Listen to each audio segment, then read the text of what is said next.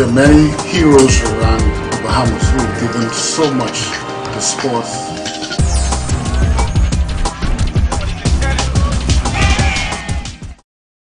The following is presented by BOC Radio. My name is Sheldon Franco-Rooks. I work for the IJF as a commentator on their live internet broadcasts.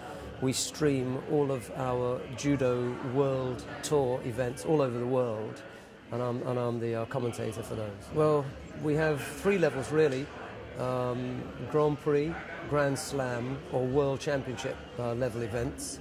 The World Championship is obviously the best attended event. If we have it in somewhere like Paris, you could have up to 16,000 people at a World Championship event.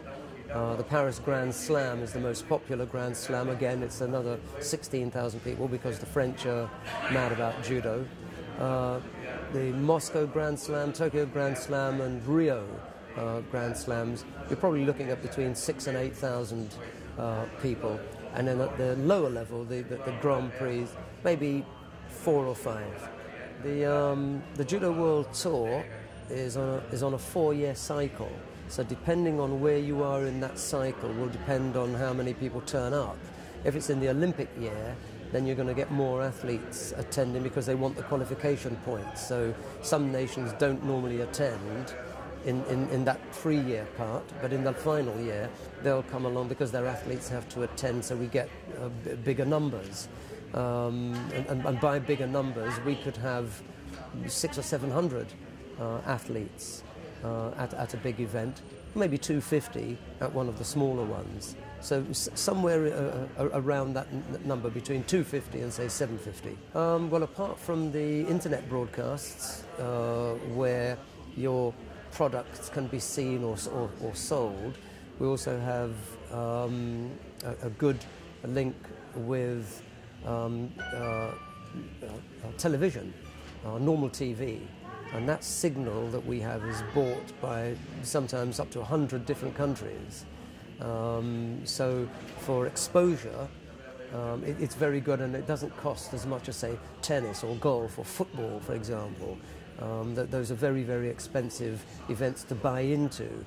Judo is much more manageable as far as a budget is concerned. You also know your market pretty much, because we've got good demographics about the types of people that watch judo and are interested in watching judo. So someone who wants to place a particular product could look at the judo demographics to say, okay, that fits, you know, with my kind of product. I want to sell to men between 17 and 45, or women between whatever the ages are. Well, I mean, if we look to focus on a wider attraction than just placing a product, I mean, we could look to attract money from government because of the type of sport it is.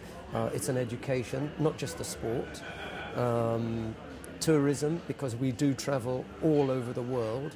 So two ministries that might be interested in supporting judo would be the Ministry of Education. We'll leave out Ministry of Sport because that's a gimme, you know, it's a sport, so you would get some interest from the Ministry of Sport. But the Ministry of Education, because you're bringing a sport that has this educational background to it, and the inventor of judo was an educationalist, a written and published educationalist, Kano. And tourism, because we have the opportunity to bring large numbers of people to a country. Even a country like the US, they welcomed us because we were bringing several thousand people were coming here. We brought upwards of 800 athletes. Then there were the coaches, administrators, federation presidents, and that's outside of the friends and family that followed.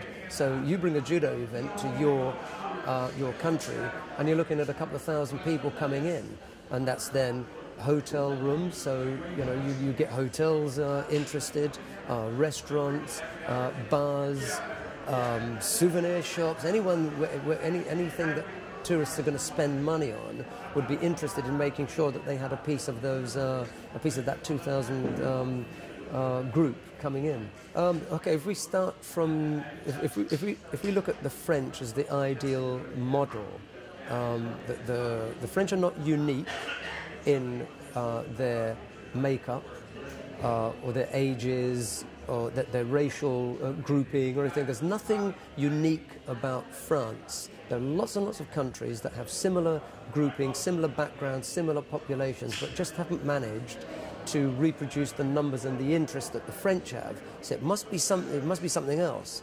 And where I think it is, and having spent some time in France and some time chatting with the French president, Jean-Luc Rouget, it's in that, it's establishing a strong link with the Ministry of Education. First and foremost, the French sell judo as an education. So their focus is not necessarily on the Ministry of Sport and high performance. Theirs is on the strongest possible links with the Ministry of Education to sell judo as an education for young children. And what they've done is to develop a program that goes hand in hand with the education program of their country, where the country has said, this is what we want for our children. We want them to learn these core values, these things. We want them to develop into these sorts of people. And what the French have done as far as judo is concerned is to find those things that exist in judo and say, these are the things that you want, we can offer you them.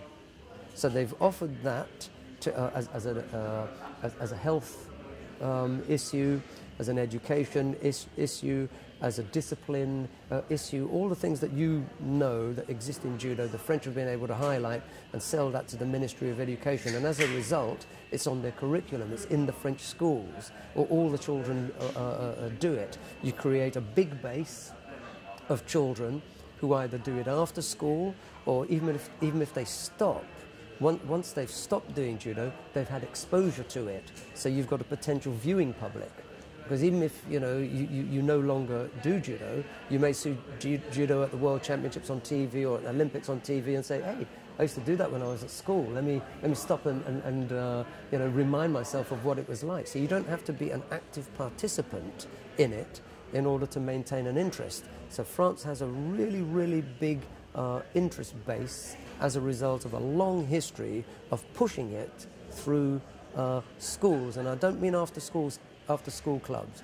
Lots of countries go to schools and have their clubs based in schools, but after the school day has finished. It's not the way it works in France. They have judo as part of the curriculum. So where some schools will say, okay, this term you'll do swimming, next term you'll do athletics, next term you'll do football, and next time you do, I don't know, cricket, rugby, or whatever it is. One term is judo. If you have a development plan that has at its core you're winning the support of your government, the two places that you really want to go to are the Ministry of Sport and the Ministry of Education. It's possible that although we are seen and perceived as a sport, that the stronger one is the Ministry of Education. The Ministry of Sport is dealing with you are competing in the Ministry of Sport with a lot of powerful blocks: football, tennis, swimming, athletics, golf, whoever those major sports are. You have to get past them, and we know from experience you're not going to get past football. You're not going to get past rugby or tennis or cricket or some of these major ones. We're always going to be playing second fiddle to those sports. I don't think that we should be competing with them in the Ministry of Sport for support and space and funding. I think that what we should be doing is selling ourselves uniquely to the Ministry of Education in a way that those sports cannot, because those sports were created as sports. We were created as an education. We are an education system, so we fit much better in the Ministry of Education, where we're not competing. We're not competing with them.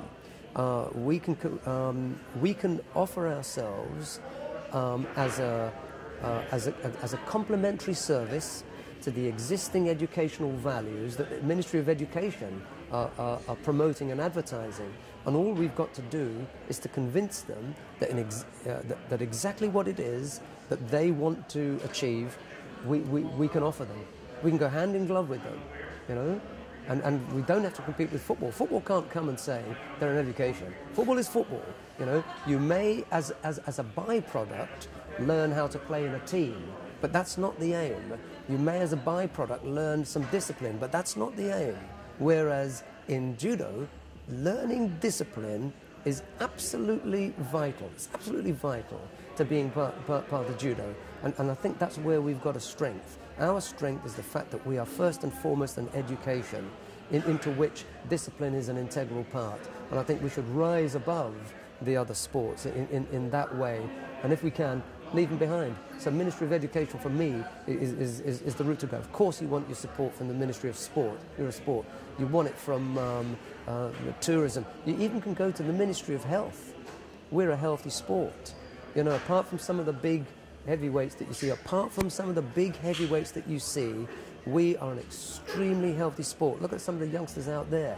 Attractive, fit, healthy. We've got a good track record with very, very little history of major substance abuse in such a big sport, with 210 countries being members of the International Judo Federation, and very, very few instances of substance abuse. So it's a good example to young people. So in addition to the Ministry of Education, we should be talking to the Ministry of Health.